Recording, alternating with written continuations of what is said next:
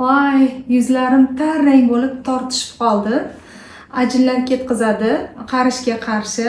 Mana shu sivrtkani tayyorlab ko'rsataman. Sizga ham shunaqangi natija kerak bo'lsa, bizni videomizni tomosha qiling.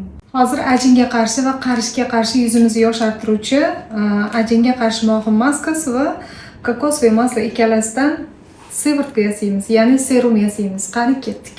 Buning uchun bizga kerak bo'ladi bitta ajinga qarshi mohi maskasi, uni tarkibida kollagen va o'ziga yarasha vitaminlari bor.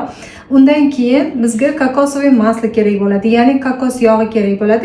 Mana shu ikkita mahsulotni yaxshilab aralashtiramiz. Aralashtirganimizdan keyin quyosh tegmaydigan salqin qorong'i joyda 2 hafta olib qo'yamiz. 2 haftada har kuni bir martadan ko'ylab turasiz, qo'zg'ab qo'yasiz. Kuniga bir mahal. 2 haftadan keyin olib, uni marlidan yoki dokadan, bintdan o'tkazib olib, mana bunday o'zingizga qulay bo'lgan idishlarga solib foydalanishingiz mumkin.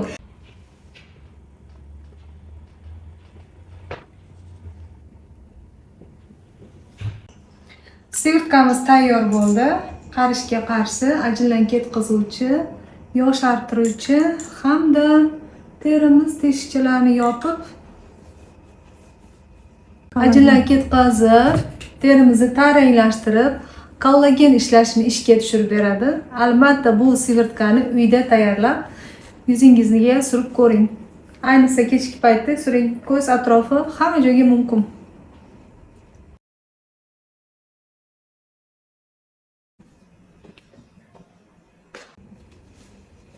Yuzlarim taranglashib, tortilib, yaltillab ketyapti. Chunki mana shu sizga o'rgatgan sivrtkadan foydalandim. Allergiyasi borlar va ta'sirchan yuz terlari, qizarib turadigan yuz terlariga bu serumimizni tavsiya qilmaymiz.